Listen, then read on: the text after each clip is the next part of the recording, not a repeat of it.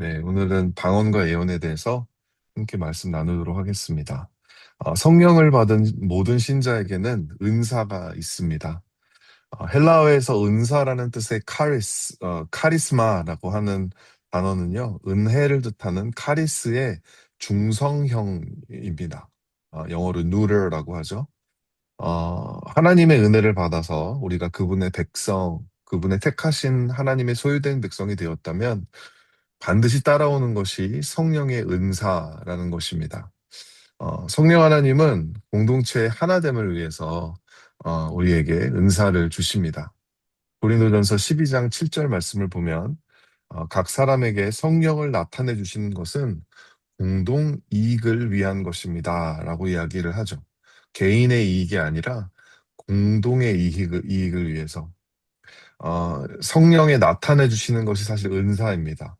은사는 우리 안에 내주하시는 성령님이 나타나시는, 매니페스트 하시는 방식이라고 하는 거예요. 그래서 같은 성령을 받지만 그 사람에 따라서 다른 은사로 나타나게 된다라고 하는 것이죠. 어떤 은사를 가진 사람들이 다른 은사를 가진 사람들에게 넌 왜 나 같은 은사가 없니? 이렇게 뭐 따지거나 하대할 수 없고, 남이 가진 은사를 우리가 좋게 여기고, 동경도 할 수 있겠죠. 근데 사실은 그걸 막 부러워하면서, 왜 난 저게 없을까? 스스로 비하하는 것도 가당치 않은 일일 것입니다. 고린도 교회를 영적으로 병들게 하고, 공동체의 분열을 일으켰던 이유의 중심에는 그들 가운데 넘쳤던 이 성령의 은사와 관련이 있었습니다. 지난주에 제가 주객전도 이야기했잖아요. 그래서 주는 은사를 주신 하나님과 하나님의 뜻이고, 객은 그 하나님을 높이고 그 뜻을 이루기 위한 방법, 즉 은사여야 되는데 그 주객이 전도가 되어서 성령의 은사가 목적이 되고 그거를 나타내는 것이 예배의 목적이 되고 하나님의 영광과 그 뜻을 공동체에 이루는 것을 뒷전으로 여기게 되는 그런 일들이 어, 고린도 교회에 있었다라고 하는 것이죠. 이 문제를 사도 바울은 어떻게 해결했을까요? 쉽게 생각하면 그냥 성령의 은사를 금지시키면 됩니다. 그냥 예배 시간에 그냥 말씀만 읽고 은사를 나타내는 막 이런 것들 하지 마라. 제가 있었던 옛날 청년부 목사님께서 실제로 교회에서 방언을 금지하셨어요. 본인이 어렸을 때 어떤 집회에서 주변 사람들이 다 방언하는 가운데 자기는 아무리 기도를 하고 막 방언을 달라고 기도를 해도 하나님이 안 주셨다는 거죠. 그래서 너무 큰 소외감을 느꼈고 또 상처를 받았다면서 방언의 은사가 있는 사람들은 골방에서 혼자서 방언기도 하고 교회 공예배에서는 절대 방언으로 기도하지 말라고 이렇게 선포를 하셨습니다. 그래야지 이제 은사가 없는 사람들이 소외감을 느끼지 않는다고 말씀을 하셨는데, 그 당시 저를 포함해서 꽤 많은 사람들이 청년부 안에 방언의 은사가 있고, 방언으로 기도를 하는 사람들이었는데, 오히려 이제 그렇게 선포하시는 바람에, 어, 그, 은사가 있는 사람들이 소외감을 받는 그런 이제, 부작용이 있게 되었습니다. 결과적으로 소외감이 이쪽에서 저쪽으로 이제 이동된 것일 뿐, 하나님의 뜻인 교회 하나됨은 이루어지지 않지 않았나 이런 생각을 지금을 해보게 돼요. 그렇다면 사도 바울은 이 문제를 어떻게 풀어갔을까? 오늘 두 가지로 살펴보겠는데 첫 번째로 어, 방언의 유익과 예언의 유익에 대해서 사도 바울은 이야기하고 있습니다. 하나씩 하나씩 안 나오게 됐는데 뭐 상관없습니다. 여러분 방언은 유익합니다. 지난 수련회 때 방언의 은사를 새롭게 받으신 분들이 저희 공동체 안에 계신 걸로 알고 있는데 너무 축하드립니다. 너무 좋은 일이고요.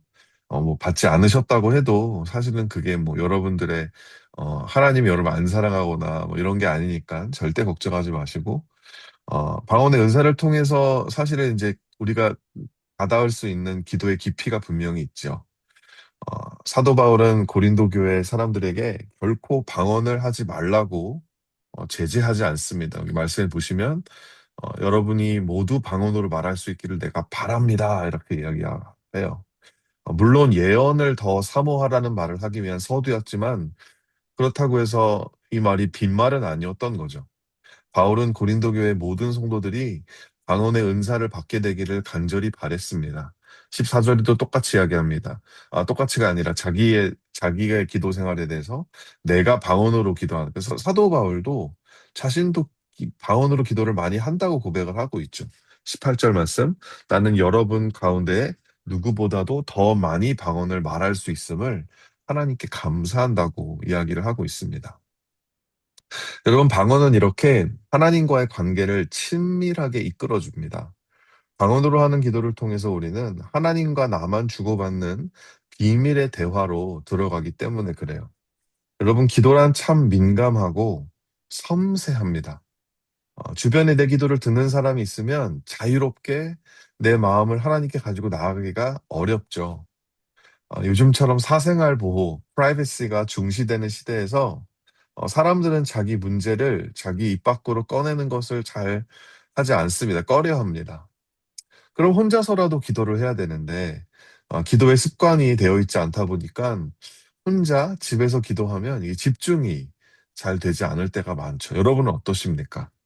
기도만 하려고 자세를 잡으면 어제 못 끝낸 업무가 생각이 나기도 하고, 내가 답하지 못한 문자들이 생각나기도 하고, 딴 생각에 머리가 복잡해져서 하나님께 집중을 할 수가 없습니다.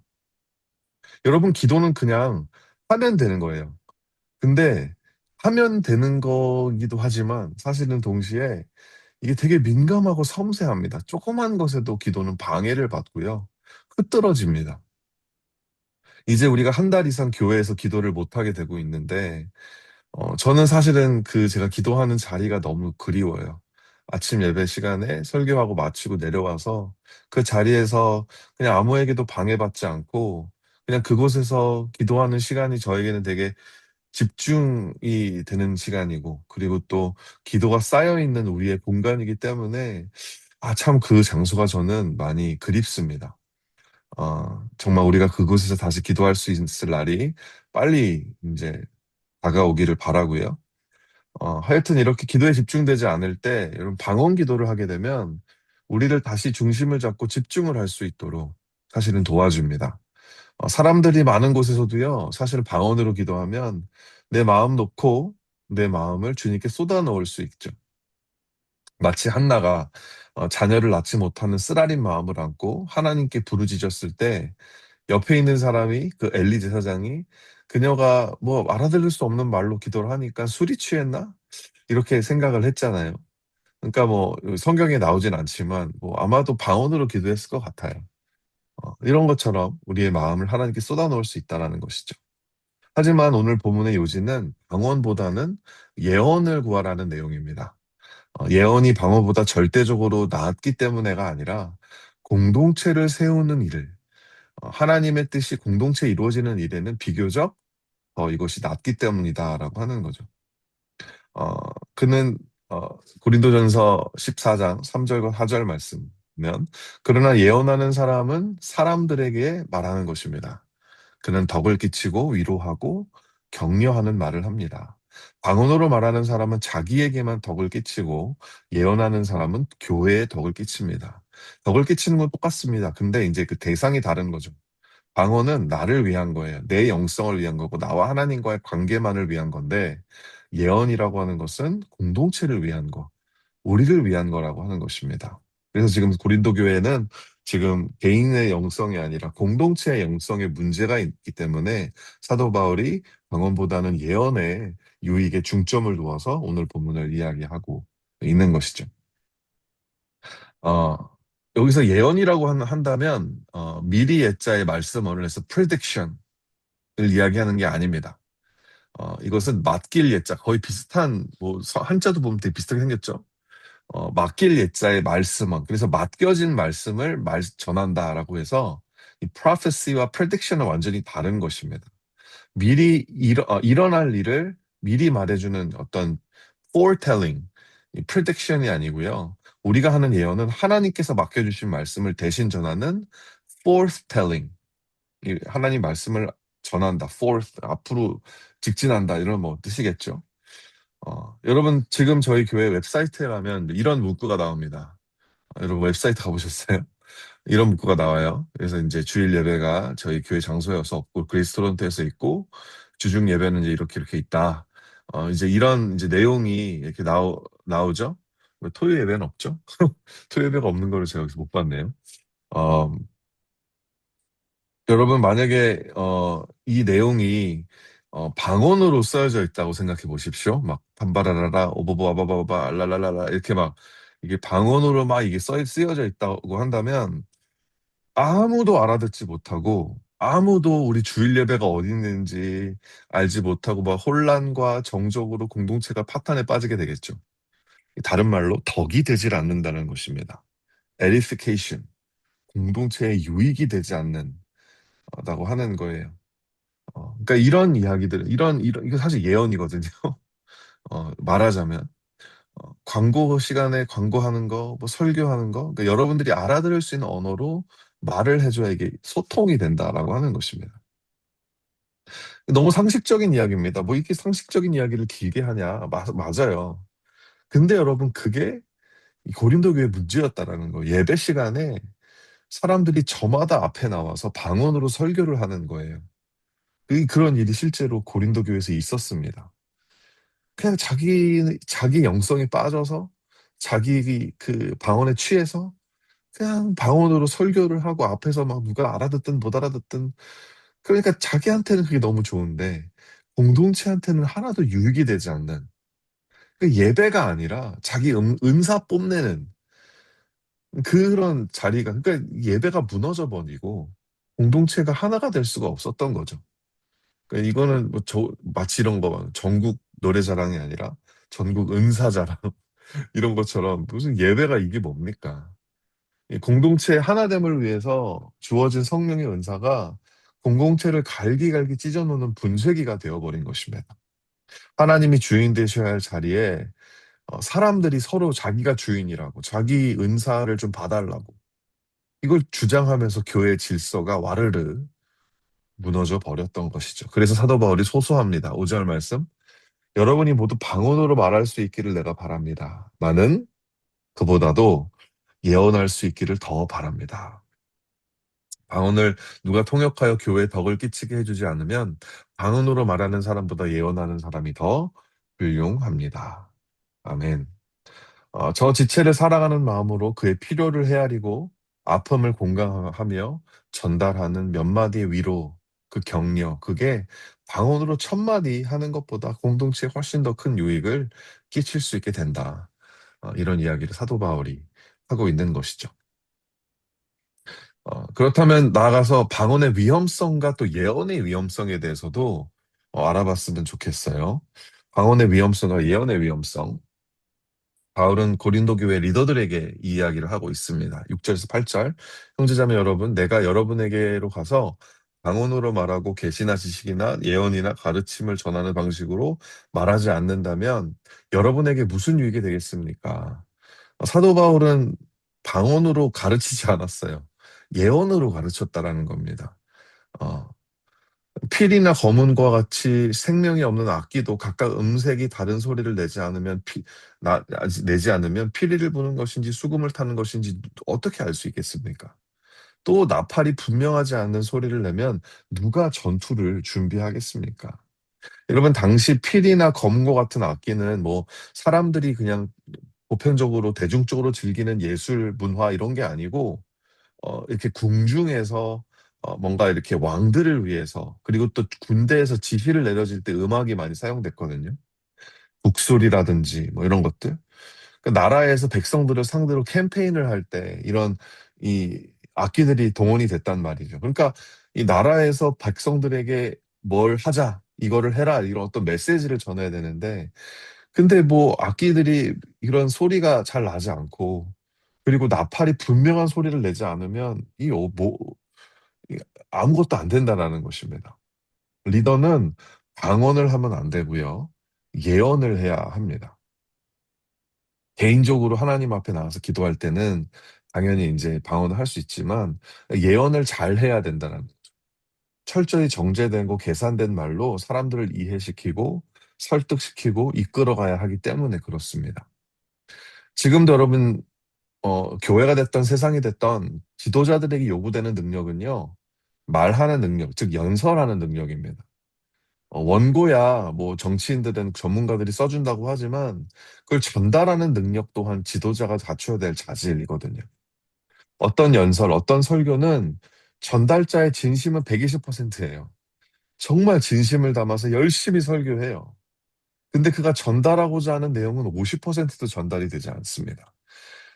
이것도 제가 아까 그 방언 얘기 막 방언 못하겠다는 얘기 했을 때 갑자기 생각이 나는데 그때 그 목사님이 어떤 자기 친구 목사를 이렇게 강단에 세워서 말씀을 전하게 시켰는데 이분이 진짜 열정이 많으신 분인 거예요. 너무 열정이 많으신 분이어서 막 말씀을 전하시는데 근데 말씀 전하는 거에 한 25%는 우는 거고 그냥 흐느끼는 너무 열정이 많으니까 막 청년들을 보고 막 마음이 뜨거워서 계속 우시는데 우리는 무슨 말을 하는지 하나도 모르겠는 거예요. 그러니까 분명히 진심은 거기 담겨 있는데 이 방언처럼 들렸다라고 하는 것입니다. 어, 여러분, 저는 제가 받은 말씀을 하나님이 저에게 주신 마음을 그 메시지를 명확하게 여러분들에게 전달하는 예언자가 되기를 원해요. 그렇게 훈련을 받았고 그렇게 저는 노력을 합니다. 근데 이게 쉽지가 않아요. 가끔 저의 설교도요, 여러분들에겐 방언처럼 들릴 때가 있을 거예요. 너무 어렵다든지, 너무 꼬았다든지, 저의 유머 코드가 너무 안 맞는다든지 이러면 이제 방언처럼 들릴 수 있겠죠. 미리 양해를 부탁드립니다. 여러분, 교회는 하나님의 영적인 군대입니다. 우리가 모이는 이유는 이 세상에 있는 원수들과의 전쟁 가운데 작전 회의를 하기 위함이에요. 세상에 작전 회의를 방언으로 하는 군대장이 있을까요? 명확한 언어, 정확한 표현, 막힘없는 소통으로 우리 큰빛교회 다운타운을 이끌어갈 수 있는 리더십들, 목회팀이 될 수 있도록 여러분 계속 기도해 주시기를 바랍니다. 여러분, 언어적 방언만 있는 게 아니라 행위적 방언도 있습니다. 행동으로 방언을 하는 거죠. 정말 전심을 다해서 봉사하고 사역하고 행동으로 사랑합니다. 이 사람의 마음이 너무 순수하기 때문에 하나님은 아세요. 그 사람의 마음을 아시고 그 사람은 귀히 여기십니다. 그런데 주변에 있는 사람들은 아무도 그 진심을 몰라요. 어, 이 사람은 이렇게 말을 못 하거든요. 그 말을 잘 못하거나 아니면 뭔가 때문에 막혀 있는 거죠. 소통을 하지 못하는 거죠. 그러니까 이런 사람들은 아무리 진심으로 뭐를 해도 사람들이 그냥 오해합니다. 결과적으로 공동체의 덕은 세워지지 않는다는 거예요.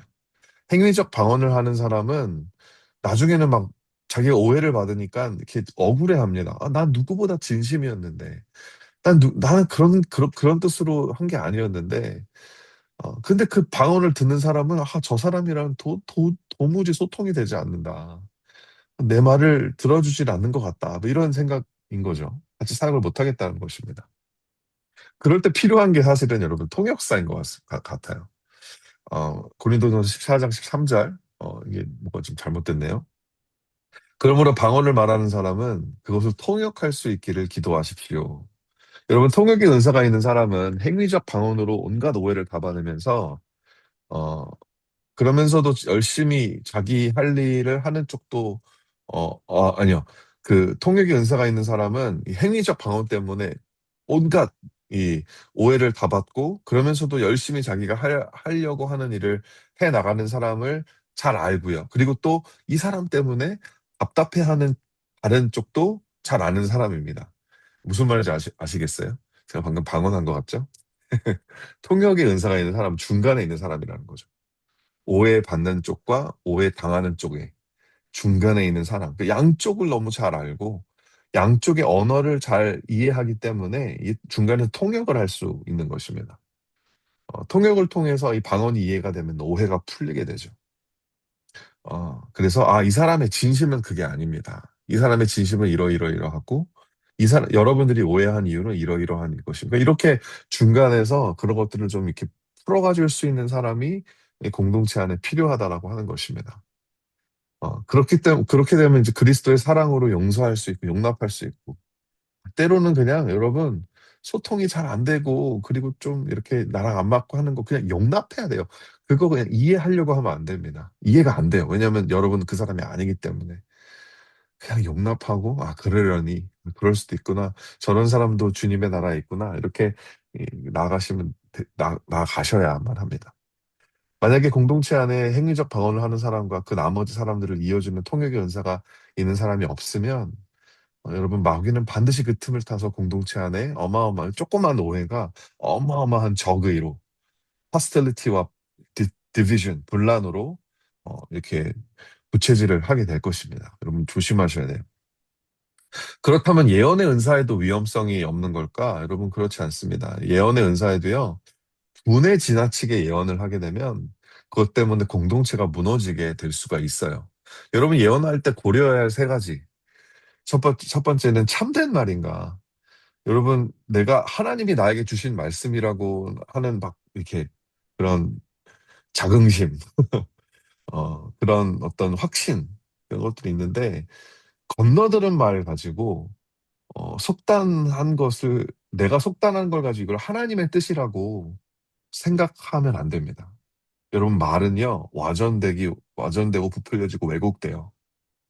그렇기 때문에 한번 누구를 통해서 들은 말, 그냥 내가 그냥 문득 생각났던 말, 사실 많이 기도하고 많이 걸러내고 이게 정말 참된 말인지 정말 어쩐 경우는 investigate 그냥 이거를 정말 진짜로 알아봐야 할 그럴 때도 있다라고 하는 거죠.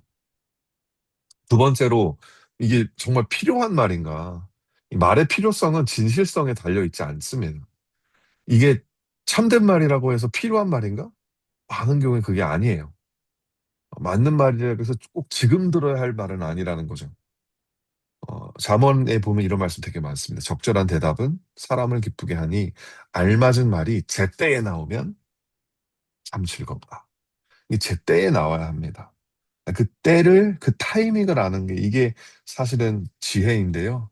이 지혜는 뭐 교과서 이걸 통해서 우리가 배우는 게 아니라 이 몸으로 부딪히면서 깨닫는 지혜입니다. 세 번째로 이 친절한 말인가. 이게 참되고 필요한 말이에요. 그래서 꼭 해줘야 되는 말이라면 해야 합니다. 근데 여러분 친절하게 하셔야 돼요. 예언을 한다고 마치 내가 하나님이 된 것처럼 내가 저 사람 위에 있는 것처럼 그래서 컨디센딩하게 막 내려서 말하는 거, 하대하는 것처럼 하면 여러분 그것은 사실은 하나님 기뻐하시지 않습니다.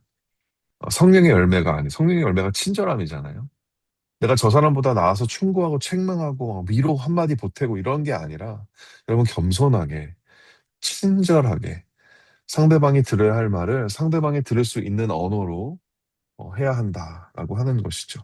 그리고 세계 그게 고려하고 나면 사실은 말 못하겠는데 그렇게 느껴지실 때도 있는데요. 여러분 리더십이라면 사실은 그렇게 말을 해야 할 때가 있고 사실 저는 되게 많습니다. 어, 설교 같은 것도 설교도 사실은 이런 이 세 가지 이 표현들을 좀 많이 이렇게 저도 많이 이렇게 어, 프로세스를 해야겠다는 생각도 많이 들고요. 그럼 때때로 가장 좋은 예언은 침묵과 경청입니다. 정말 해야 할 이야기가 있지만 때가 되지 않아서 아무 말도 하지 않고 사실은 저는 무슨 예언을 하려고 뭔가를 이렇게 하나님 대신 말씀을 전해주려고 누구를 만났다가도요 이거 아직 말할 때가 안 된 것 같다라는 생각이 들어서 그냥 딴소리만 하다가 이렇게 헤어지게 되는 경우도 종종 있습니다. 마치 방언을 하는 것처럼 어, 저의 마음을 다 드러내지 않고 대화를 하는 거죠.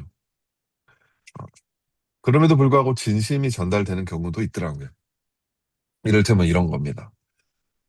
내가 생각해도 너무 큰 실수를 저지른 거죠. 교회에 큰 무리를 일으킨 거죠. 근데 목사님한테 카톡이 옵니다. 시간 되니? 밥 먹을래? 그러면 이제 지체는, 올 게 왔구나. 네, 혼나겠구나. 어떡하지? 이러면서 이제 조마조마한 마음으로 목사를 만나는데, 목사는 계속 딴소리만 하는 거예요. 상관없는 질문들만 하는 거죠. 밥은 먹고 다니냐? 날씨 추운데 옷이 그게 뭐냐? 부모님은 안녕하시고, 요즘 하는 일들은 힘들진 않냐? 내가 어떻게 기도해주면 좋겠냐? 그러니까, 뭐가 이렇게 이슈가 있는데 그 이슈에 대해서 이야기하지 않고 계속 돌려서 막 계속 beat around the bush 하는 거예요. 답답하죠. 답답할 수 있겠죠. 근데 정확하게 핵심을 꼬집는 말이 있어야 할 곳에 그냥 해도 될 말, 안 해도 될 말들만 가득한 경우도, 가득한 거죠. 근데 그 목사의 진심은 그게 뭐냐면, 내가 너에게, 내가 너의 삶 속에, 당신의 삶 속에 이런 문제들이 있는 거 알고 있지만, 그런 것에 대해서 지금은, 어, 그냥 하나님의 사랑을, 어떻게 보면 하나님 좀 덮어주시는 사랑을, 보여주고 싶은 그런 마음, 그런 진심. 근데 안 전해질 수도 있는데, 충분히 전해질 때도 있더라고요. 말하지 않아도 그냥 아는. 물론 여러분 이렇게 넘어가면 안 되는 경우도 있습니다. 지혜롭게 판단하고 기도하면서 조심스럽게 접근하고 하나님의 때가 되고 정말 이게 공동체에 큰 위협이 되는 그런 거라면 좀 어려워도 그런 예언을 해야 할 때도 있지만 너무 무턱대고 전해진 예언은 사람을 찔러 죽이는 칼이 될 수도 있다는 거 기억을 해야겠죠. 그래서 사도 바울은 전 장에서 고린도전서 13장 사랑에 대해서 말하고 있는 것 같아요. 방언을 하던 예언을 하던 통역을 하던 여러분 내 진심을 전달하는 언어는 사랑밖에 없다. 하나님을 향한 사랑 때문에 우리는 방언의 은사를 구하게 되고 행위적 방언으로 온갖 오해를 다 받는 사람들을 사랑하기 때문에 그 사람의 통역자가 되기를 자처하게 되고요. 공동체와 그 지체를 사랑하기 때문에 기도와 고민과 연구 끝에 떨리는 마음을 예언하게 된다라고 하는 것이죠. 여러분, 오직 사랑만이 모든 은사를 유익하게 만들어 줍니다. 아멘. 이 시간 같이 함께 기도하는 시간 가지도록 하겠습니다.